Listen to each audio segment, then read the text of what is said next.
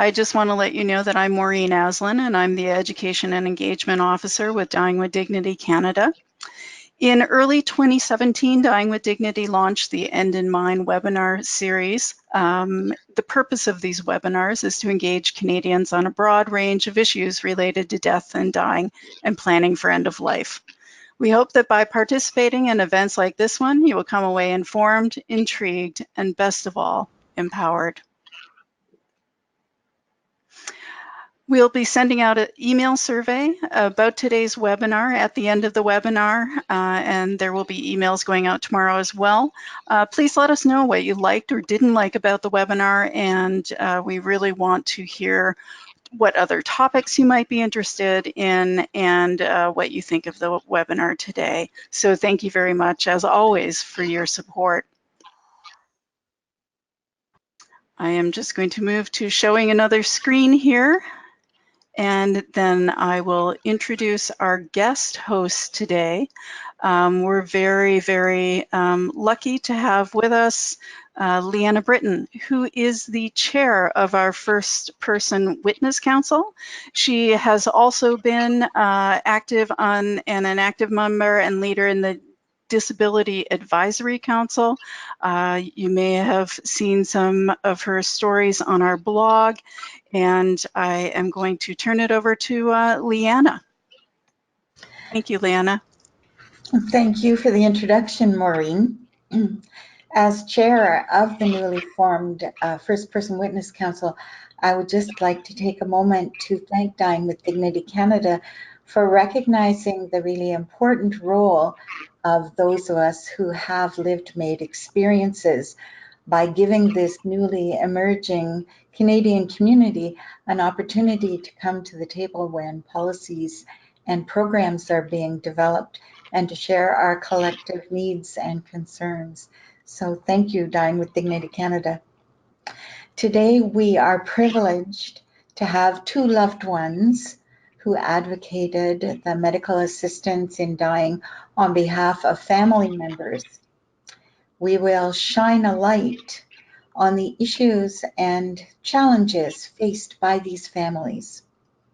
First, we're going to hear from Paul Mork of Alberta and the heartbreaking barriers that he and his wife Barb faced as Barb's battle with bladder cancer neared its final stages and she sought a MAID assessment.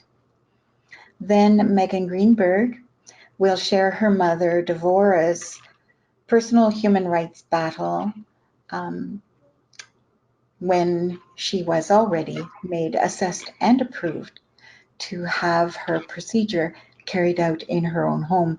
These stories will highlight some of the issues facing Canadians all across the country as they seek to fulfill their right to die with dignity. Later in the program, Kelsey Goforth, Dying with Dignity Canada's patient and support navigator, will explain Dying with Dignity Canada's position on advance requests and forced transfers. So first, let's welcome Paul Mork. Paul, would you please share your wife Barb's story with us? Good afternoon. I'm very honored to have been asked to share the story of my Barbie doll's battle with bladder cancer. Today I want to tell you about her frustration with trying to access medical assistance in dying, better known as MAID. My wife, Barbara Ann, died on December 7th, 2018, after an agonizing, painful 9-month battle with cancer. We were married for almost 49 years.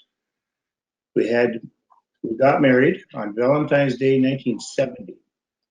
A great day for a wedding. I never once forgot my anniversary. I called her my Barbie doll because she was. She was the kindest, most caring person I've ever known. Anybody who met her immediately fell in love, and the cool part was that she loved them back. She especially loved kids and pets. She had a smile that would melt Cole's heart.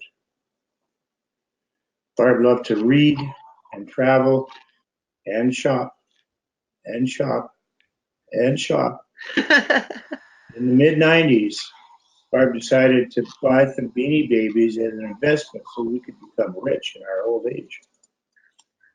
I knew of her plan, but had no idea that she had bought over 300 of them. We paid $10 for each one. I'll bet you can't guess how much they're worth now. $10. Barb didn't want a funeral or a memorial. People are so sad and they cry too much. She wanted a rock and roll party where everybody could chuck and jive and laugh. So we held Barb's Mork Mash on March 31st. It was a booming success with almost 200 people dressed in their best 1950s outfits. We started the night off with the Beach Boys song, Barbara Ann. Also obligated to have a second memorial in Swift Current for Barb's 93-year-old mother who couldn't make the rock and roll party. After Barb was denied MAID, I promised her that I would fight to change the legislation that requires patients to be mentally competent prior to applying for MAID and at the time of administration. In late February, my brother sent me a link to the organization Dying with Dignity Canada.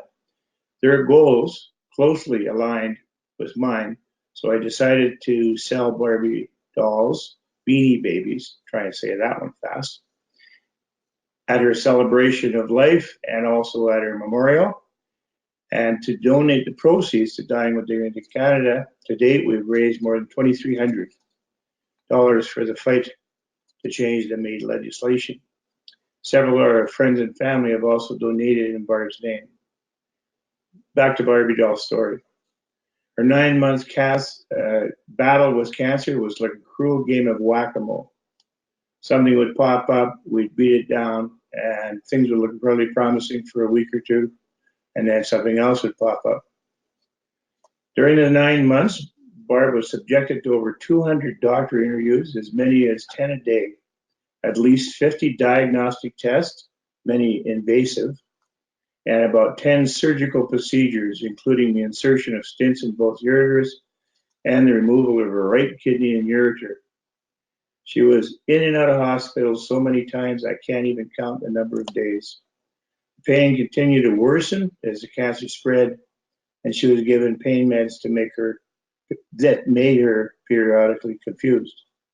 No one was sure where the cancer was because with only one kidney that was also weak, they were unable to do contrast diets to narrow the cancers down.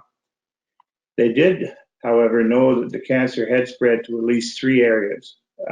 Started in the right kidney region, then moved to the left shoulder, and then finally to the lower colon.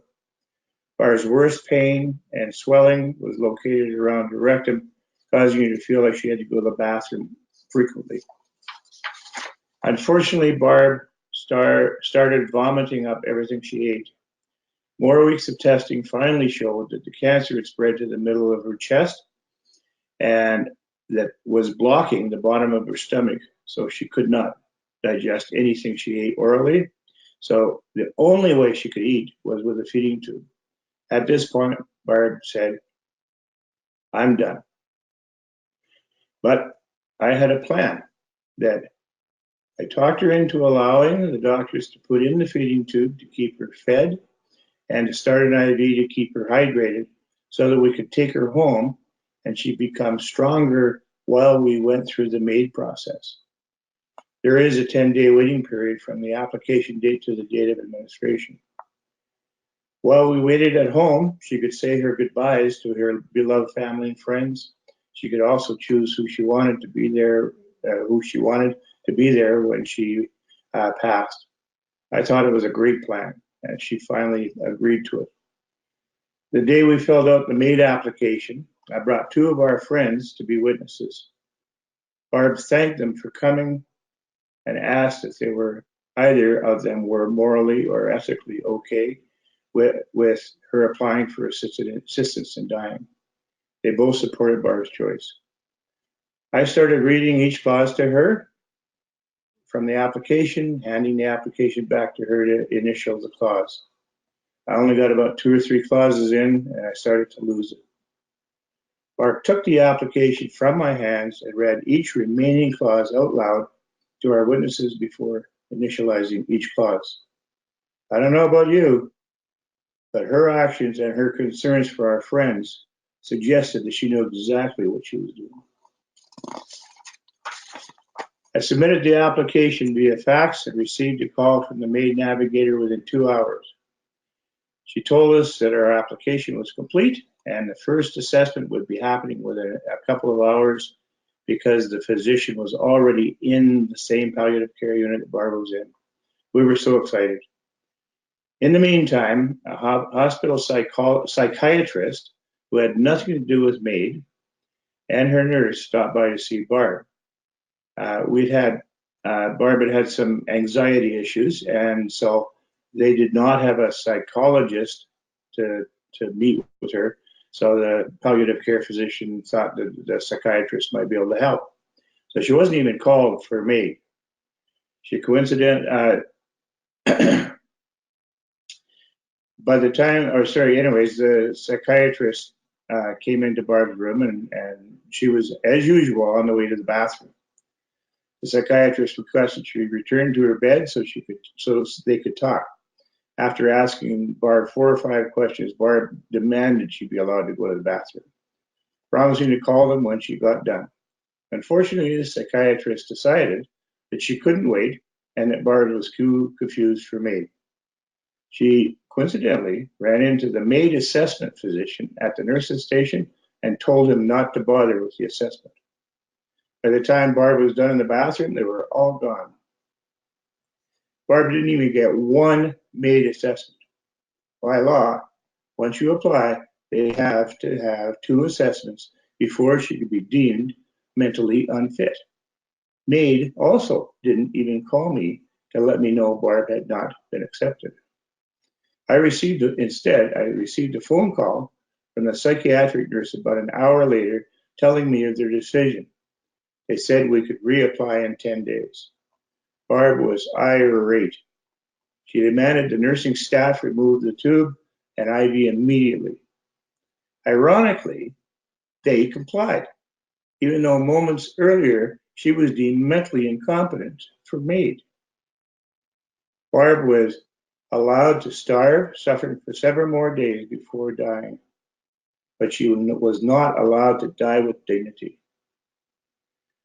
As her medical advocate, I was allowed to starve my wife to death. If I'd done that to my dog, I'd be in jail right now. It's called animal cruelty. I had to watch my Barbie doll die slowly, painfully over the next couple of weeks.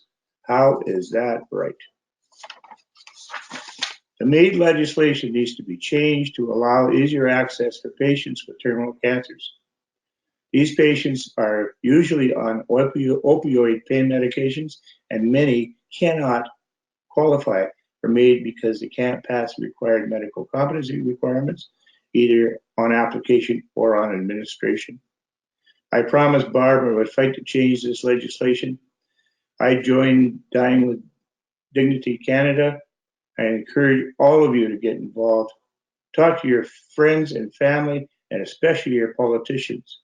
Please share my Barbie doll story so we can change things for the future. Thank you.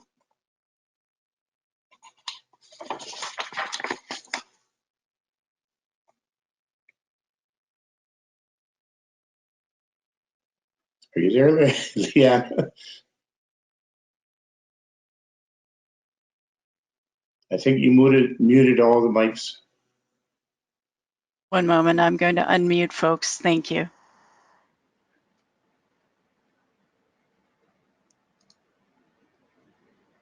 Oh, still muted. Sorry, Liana.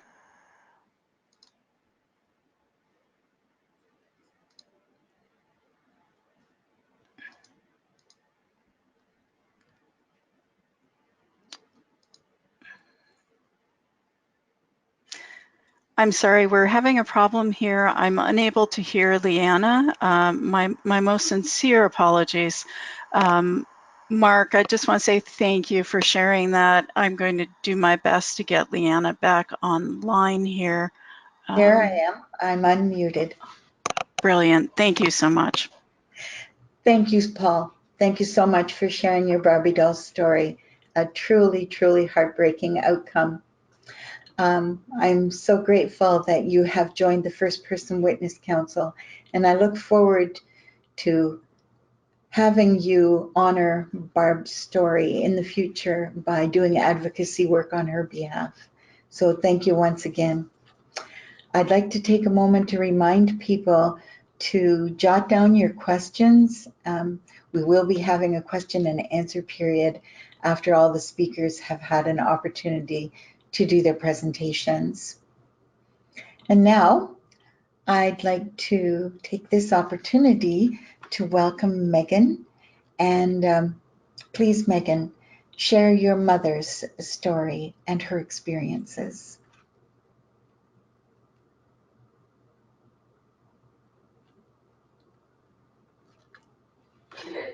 It's an honor to be here with you and a privilege to be able to share my mama's story. My mother, Devorah Grace Greenberg, of blessed memory, died a couple years ago with the kind assistance of medical assistance in dying. Mama was always an activist and a fighter, and I was raised in a conscious home with a lot of political insight.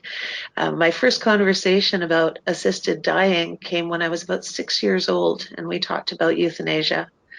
And it seemed so obvious, completely humane. We do it for our beloved pets, but we don't allow it for humans who are suffering, even if it's their dearest wish. And all my life, I was surrounded by a loving household and my loving parents. And both my parents came out of very hard home situations. My mom specifically grew up in a home where she experienced and witnessed injustice and oppression and cruelty on a regular basis. It was a deeply limiting childhood for her. And it was the kind of home where the mom didn't even have a key to her front door, because why would she ever need to go anywhere without her husband? Growing up in that kind of environment really helped shape Mama as a fighter, and it made it so that she never stood by passively while there was oppression, while there was an injustice being perpetrated. When she saw a bully, when she saw an inhumanity, she spoke up about it, and she never shut up about it. It was one of the things that she lived by, was the idea that silence is complicity, and that when we are silent, we benefit the oppressor and never the person or the people who are being oppressed.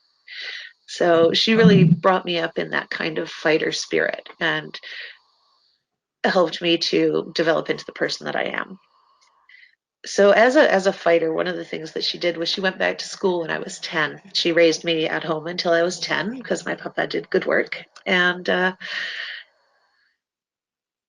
she went back to school as an early childhood educator because she loved kids so much, and took the next 30 years to get herself all the way through to a PhD. The PhD specifically took a really long time because even though her ideas were incredible and cutting edge, they were too cutting edge. And she had to spend 10 years asserting the premise of her PhD dissertation. And they wound up having to bring in international people to be on her committee, and she finally got it in this moment of great triumph. And during that time, those 10 years, there was a lot of hardship, because one of the things that came out was she started to understand more about how the home that she grew up in had done damage, had caused her pain, and had set her up for pain in lots of ways. So she started to come out more within herself, and then actually came out as a lesbian when I was 13. And my parents were such good friends that they wanted to stay together. They actually tried to live in the same home for another year, but it didn't work out, and they parted on very good terms.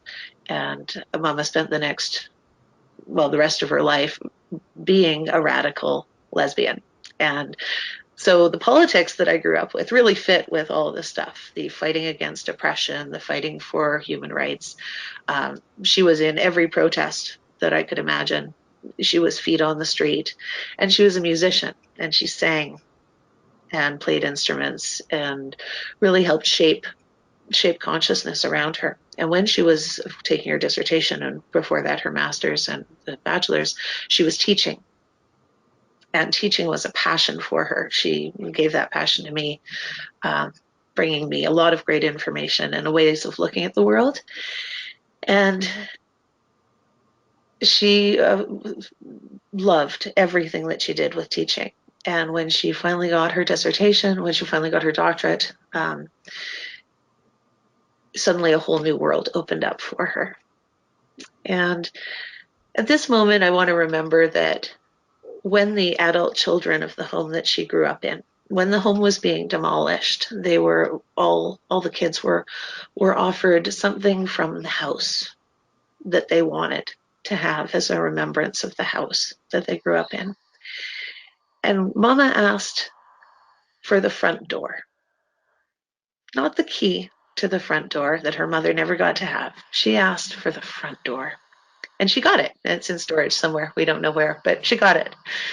And it was that kind of long memory, long attention, and vision that characterized Mama, and also brought her,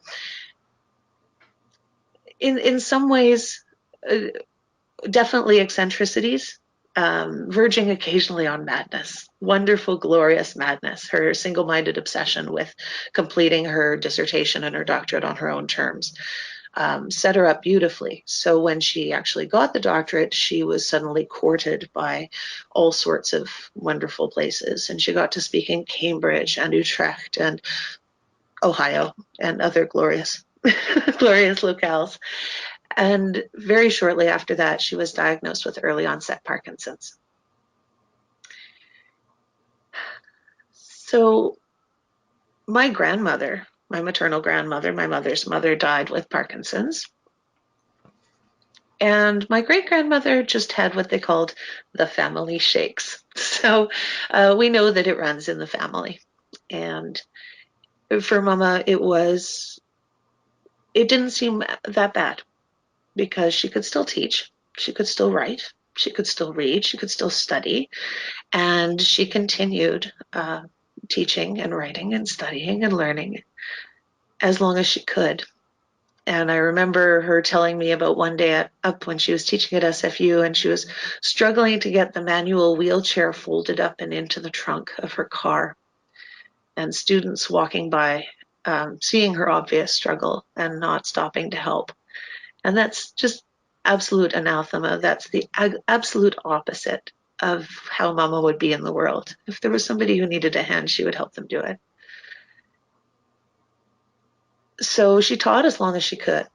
And when she first got the diagnosis, I and Mama bought a house together. We pooled our resources, took on way too big a mortgage, and got a place together so that I could be available.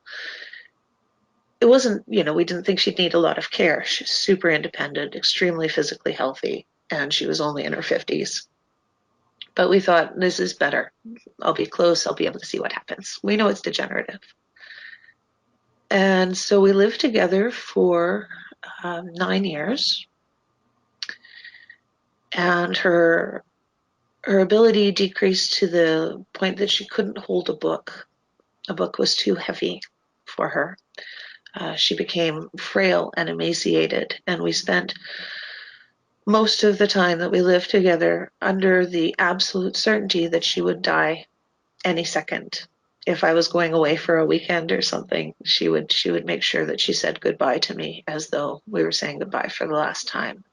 And that went on for years and years. She bought her funeral plot 7 years before she actually died. We were ready. We were ready. Towards the end of her life, about 3 years before she died, I came to the realization that I and my partner, who had been living with us for 8 years and who was and is an absolute support in my life, that we couldn't deal with it anymore. Mama's level of care, her needs, the medications that need to be given, every 3 hours throughout the night, things like this. They were not things that we could do. And so I let Mama know that I would move and she could stay in the home and we'd figure that out, or she could go into care, which is a really horrible conversation to have with your parent, by the way. Seriously. She went into care at Louis Breyer, which is a hospital, a Jewish hospital with a wonderful reputation, and they deserve it. They deserve it. They do give a quality of care that is amazing. In that time, my mama had, because she couldn't write and she couldn't read, her eyes wouldn't stay focused on print, even on a computer. She turned to art, and she'd done lots of little things. And as the Parkinson's shakes got worse, she would use those tiny, small, spasmodic motions to create these densely layered artworks that, by the hundreds, and at Louis Breyer in the thousands, because there was nothing else for her to do. She was surrounded by people who were 20, 30, 40 years her senior, and who were in lots of ways, many of them not compass. So there was no stimulation there. The care was good. The food was better than it is in lots of places. And we made sure she was well supplied with chocolates and treats and all sorts of things that would make her feel good. But she still was under the awareness that she was going to die any second. And what happened when medical assistance in lying, isn't that a wonderful Freudian slip? Medical assistance in dying was passed as a law in Canada. When that became our charter right and freedom, we thought, well, it's probably really hard to access. But we applied, and it was easy. And again, as Paul said, we were contacted immediately by the team at Medical Assist, or with the Vancouver Coastal Health. They got in touch with us right away. They got the assessments for Mama right away, and she was approved, as she should be. We had two issues that were facing us. And the first was, as a Jewish care home, Louis Breyer would not allow Mama to have provision on site, even though they even had a hospital equipped there. They would require, because they're a religious organization, even though they are funded by the provincial government, that she would have to leave her home and go to a clinic in order to die. And Mama, being the fighter that she is, said, no, that's unjust. We will fight this. And so we did. The BCCLA wrote an amazing letter. The rabbi of our community, a rabbi is a Jewish spiritual leader, the rabbi of our community wrote a wonderful letter that spoke deeply to that the Torah says that the law of the land is the law, that we have to respect where we're living, and what the laws there are, as much as we respect what the religious instructions are. And it was called that it would be an act of great kindness to allow Dr. Devorah Greenberg to die in her home. The BCCLA had some very legal points in their letter. I wrote a letter that simply addressed that this is going to happen again and again, and it's going to cause the same problem every time. Let's work on it now. And Mama wrote the way that only a university professor can write, a letter that was eloquent, and you can read about it in the story on the Dying with Dignity blog if you want. I've included some excerpts from those letters in the story, but concluded with, "It is my dying wish." And that's a big deal. It is my dying wish. Please let me die at home. And they responded with a form letter addressed to Ms. Greenberg, not Dr. Greenberg. They responded with a form letter saying it wasn't in line with their culture and she would have to go. And we had the option to fight it. And we were ready for sure, because Mama and I I wanted to be her advocate and her support. And basically whatever she wanted to do with her life was her right, because I love her. We could take it to court. We could wait it out. We could fight for it. We could take the months that it would take until they figured out that this was an unjust application of the law. And Mama looked at me and she had tears in her eyes. And she wasn't much of a crier. And she said, "I'm too tired." And she backed down from the fight. So we booked a time at the clinic for her to have the provision. And that was the first time that I'd ever seen Mama step down from something, even if it seemed huge and insurmountable. Many times I counseled her to step away from something that I thought was way too big for her to take on. And every time she proved me wrong. And this time she said, "I can't." Because she was sick and tired and dying. And that's when people should be able to access it the most. So the other aspect that came in there was that Mama was on drugs that cause horrible mental side effects, hallucinations, uh, delusions, and paranoia, among others. Many things that could, if we waited, could have affected her right to access the provision of MAID.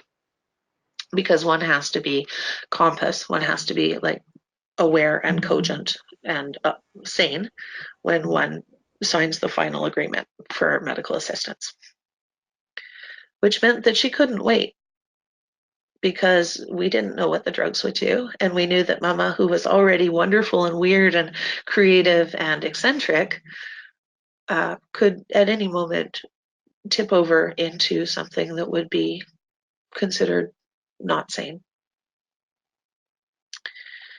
And so she had to access it much earlier than we would have wished. And she died when she was 64 years old in 2017 on May the 29th. And it was I'm just checking my time. Hold on one second. I think I've been talking for about 15 minutes. I kind of lost track. How are we for your time? Moderator? Okay, never mind. I got to keep on until interrupted. Actually, yeah, we're good for time. Do I have about 5 minutes? Yes. Perfect. Thank you. So there was a really interesting thing that happened.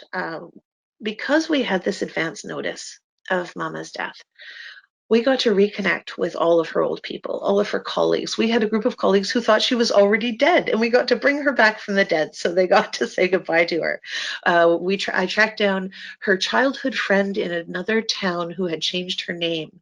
And before Mama died, because there was all this advance notice of 45 days or so, she was able to have all these people call and email and write and show up. And she was just festooned with love for the last few weeks of her life.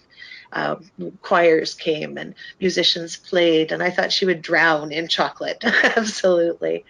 And during that time, of course, we got to do all the funeral preparations and make sure that everything was in place. And I talked to the Orthodox Jewish cemetery, and the funeral director said, "Why are you telling me about a funeral that's going to happen in 45 days? How do you know?" And I explained that she was having medical assistance in dying. Ellen Frank had also had medical assistance in dying, and she was buried by that funeral director and their crew at a Surrey graveyard cemetery in a section that was off to the side, just a little corner off to the side. And so when I talked to the funeral director, he said that it was likely that Mama would need to be buried in that same place. And I said, "She bought a plot. Her plot is here. She's had it for 7 years. Why should she not have it?" And he explained that because of the Jewish laws around suicides. I said, "It's not suicide. Medical assistance in dying is not considered suicide under the law. It's not considered suicide by insurance policies. It is not suicide." And he said, "Well, we'll talk about it. We'll figure some stuff out." And I called him back, and just a few weeks later, And his response I will carry with me forever. He said, "Of course she can be buried in the regular cemetery. We don't know what we were thinking. Our heads were buried in the sand." And I thought, if only Louis Breyer had similarly done that, taken a couple weeks and said, "Why? What are we doing? We don't know why we do this." But they didn't. So she had a beautiful funeral. Over 60 people got to come because we knew in advance. And it was when she died, her actual moment of death, she was surrounded by art. We brought in all her art to the clinic. We brought pillows and comfy things to make it a little better. And we had an amazing medical staff. And while the rabbi was doing the final prayer, which says, "You have completed your work. You don't have to struggle anymore. You don't have to work anymore." At that exact moment, the rabbi was doing the prayer about, "You've finished your work." My mother had her pen, actually the provider's pen, she'd stolen it, and was reaching up to adjust a tiny little eyebrow on one of her art pieces, on one of her family members. It was a portrait of her family. Just as the final thing, a little bit more work that needs to happen. And I think Mom is the only person I've ever imagined who went into the afterlife with an agenda. She is ready to take on. If there's a bully, she will take them down. So it's being able to talk about her story keeps her alive for me, helps me feel connected with her fight, that she never gave up. She loved to say, if it's easy, you're playing their game. That there has to be some form of struggle. There has to be some form of motion forward. And when we look at the limitations around access for people who are being forced out of their homes in a religious environment, not being allowed to die at home, when we look at the injustice, the pure cruelty of removing or the barriers to access, as Paul's story with his Barbie doll so heartbreakingly illuminates, we know that there's a long way to go. We can't get complacent and say, well, we've got this law in place, therefore we have access to it. There's lots of places where people cannot access it because they don't have witnesses, or because the healthcare facility is religious based, or just generally disapproves. We have a lot of work to do. And one of the things that Dying with Dignity does is advances the human rights of Canadians around our deaths. And while we can celebrate that, we can remove a lot of fear around having to die in pain, or pardon me, I don't want to say that because so many people can't. We have the right intention. It's the right law. It's a just law, and it's being unjustly applied. And so what we need to do is we need to keep asking for the front door. We need to keep saying, this is where we're going. We have to stand for the rights of all the people who are suffering. We're making a big difference. And the more that we talk about it, and the more that we normalize it, and the more that we address, as you mentioned, Liana, the fact that there is this entire new community of people who are accessing MAID, and the people who love them, as well as the providers for MAID and the other sides of it. The more we talk about it and bring awareness to it, the more we realize that it just is, it makes sense to a 6-year-old. Why would we let a loved one suffer?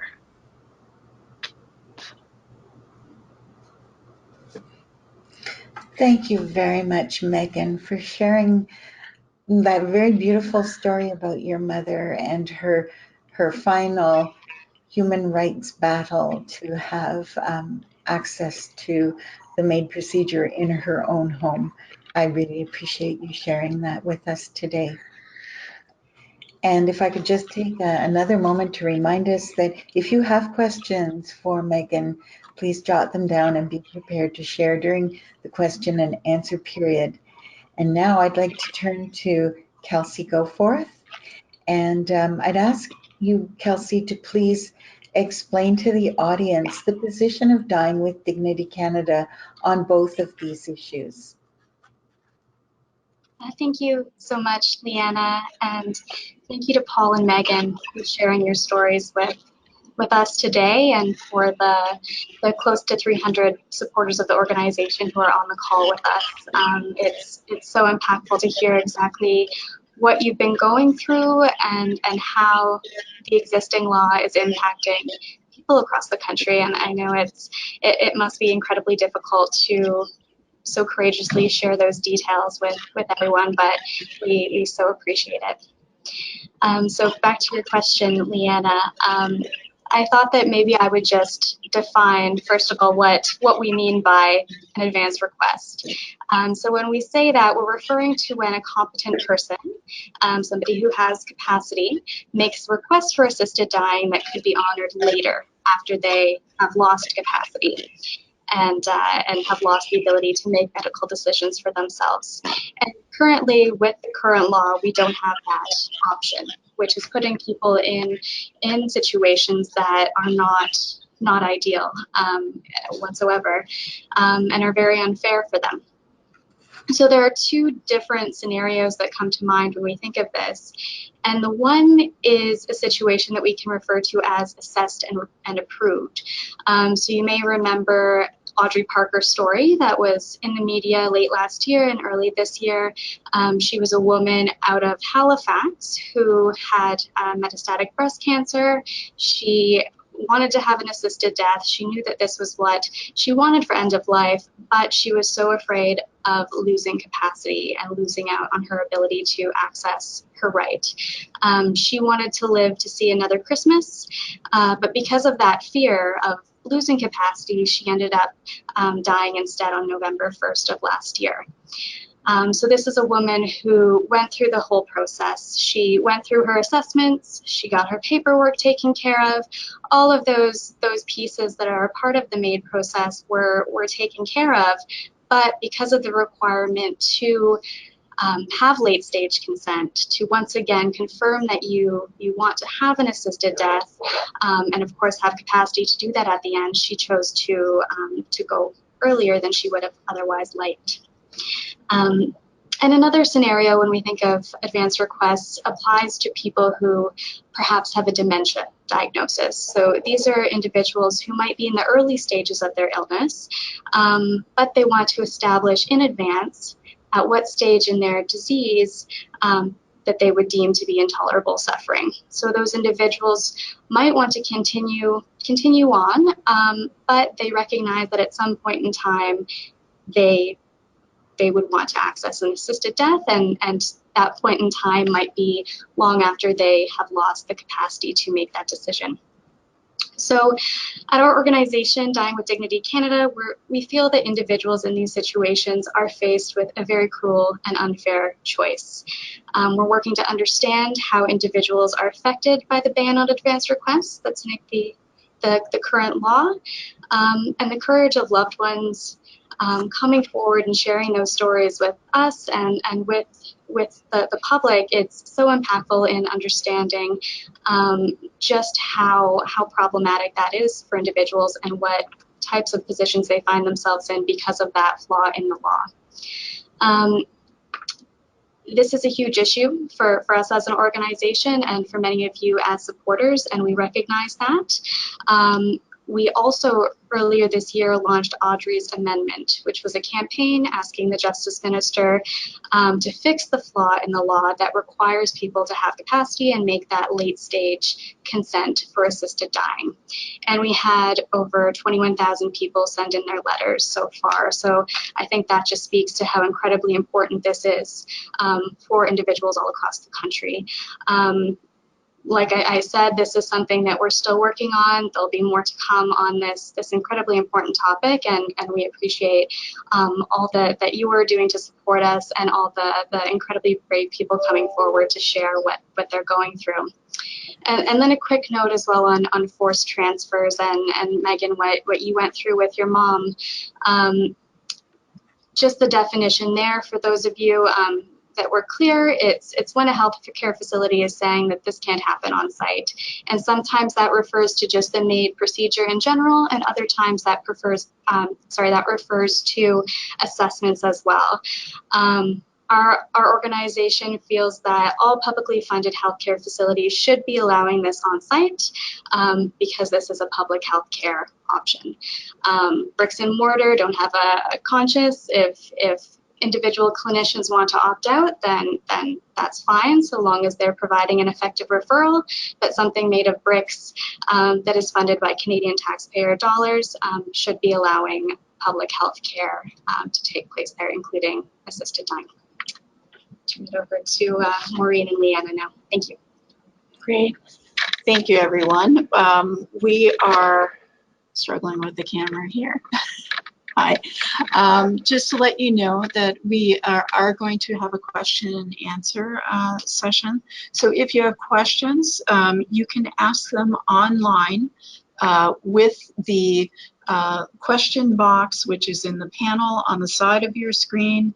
If you open that up, you can type in your questions and we can share them with the panelists and have them address your concerns.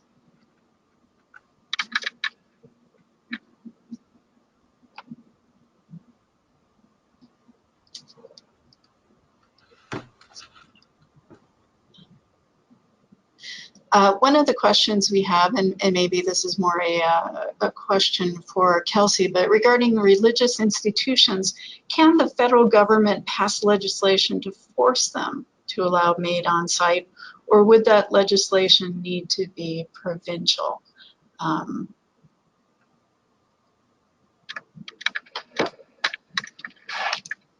again, our apologies for the tech issues. We usually don't have to move one camera around, but today the technology is not participating as well as we'd like. So to answer your question, it's complicated. I'd say because healthcare is provincial, that seems to make the most sense. But I'm not sure what that would look like or if that is an option. I know that we're looking into various next steps when it comes to forced transfers and how Dying with Dignity Canada will be approaching that issue. But in terms of legislation that is forcing institutions to participate, I can't answer that, but just with healthcare being provincial, it seems like that would be more likely than it being a federal legislation.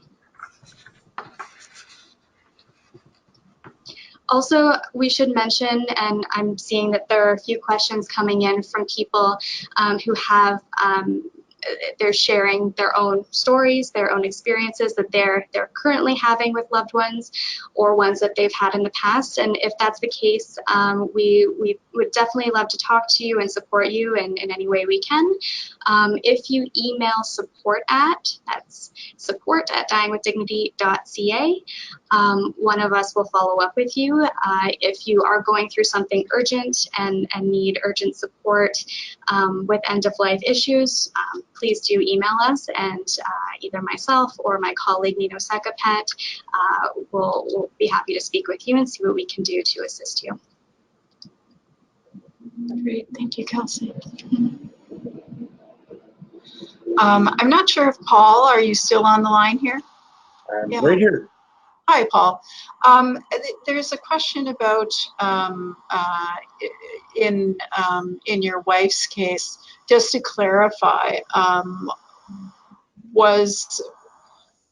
the question is why couldn't you get another 2 doctors to assess? Can you just clarify the situation a bit? Yeah, well, with the fact that that Barb had the blockage in her stomach and she wanted the tumor removed immediately, that meant that she was from that point on, she was not any longer getting any sustenance. And so normally somebody that is not eating takes like 6 weeks to die, as much as 6 weeks to die. But she was it was sort of a blessing in the macabre sort of way that she also had the weak kidney, and without intake of fluid, she went into kidney failure, and that's probably what killed her. So as soon as she made the decision to pull all the medical assistance the feeding tube and the IV out, and the deaths started. So we just said, she's done. I don't want to fight it. I don't want to do it anymore. Thank you.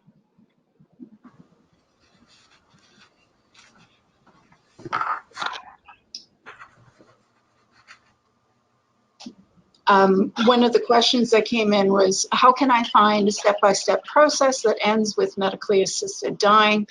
And how long a process might it be? And who decides I am sick enough or in pain enough to assist with my death? And this is about the ability to access. So I'm going to let Kelsey talk a little bit about the process of accessing MAID. So the process looks a bit different depending on the province that you're living in. There are a few options. If you feel comfortable, you can speak to your own doctor, your family physician, and see if they can provide a referral to you to someone who is experienced in medical assistance in dying. However, for some people, they don't have a family doctor. They get the sense that their family doctor might not be supportive, so that isn't really an option for them. In those cases, most provinces do have a central organization or group or MAID team that you can go to. So for instance, in BC, each of the health authorities has a MAID team. There's a provincial group here in Ontario, Alberta, Manitoba. So if you do run into issues with a family doctor or your own healthcare team, do contact us. We have contacts in all the different provinces, so we're happy to provide that information. In terms of timeline, it really depends again on the region that you're in. In some places where there aren't that many clinicians involved with this area of work, there might be waits to get your appointment to have an assessment. So if somebody is nearing the end of their life and is considering this, making that call sooner than later is usually better, just to make sure that you can get those appointments lined up. In some communities, clinicians might have to drive in from quite far to see you. There's a person that I'm supporting right now, but the providers are coming in from 3 hours away. So those same doctors or nurse practitioners can't just pop by after work to do an assessment, but they're traveling quite far to see that individual. So just making sure that you're in communication with the healthcare teams, the MAID teams in your community, that's always good, just to keep that flow going. And in terms of who decides, everyone in the country, regardless of your province, you need 2 clinicians. They have to either be doctors or nurse practitioners, and they both have to agree that you fit the criteria in the law. That said, if you get a no and you want another opinion, you have the right to that as well, and that's another thing we're happy to help with, finding other clinicians if you did want a second opinion. So we're here to speak individually to anybody who wants a bit more help with navigating that. We have a number of questions that have come in that are of a very specific and personal nature. We are very happy to support you in getting those questions answered. We are out of time to address them, but we will get back to you after the webinar within the next day or two. I want to thank the guests. Now, the last question that I have received here is, how can I be more involved with Dying with Dignity and the First Person Witness Council? So I will let Lianna answer that question. Thank you, Maureen, and thank all of you for participating today. I hope the webinar has been able to shine a light on two of these challenges and issues that are facing Canadians as they pursue their right to die with dignity. There is still so much work to be done. And if you'd like to become a part of this dynamic and exciting work that's being done by Dying with Dignity Canada, I would encourage you to contact Kelsey Goforth and apply for a seat on the First Person Witness Council or a new group that we have created called the Volunteer Auxiliary Corps. Both groups are currently beginning new rounds of recruitment, and we would like to hear from all you passionate and caring people that would like to become involved in this work. Thank you very much. Thank you, Liana, and thank you so much to our guests today, Megan and Paul. We appreciate your sharing so freely with your very heartfelt stories, and thank you for taking the time. Thanks for having us. Thank you all. And thanks, Liana. My pleasure.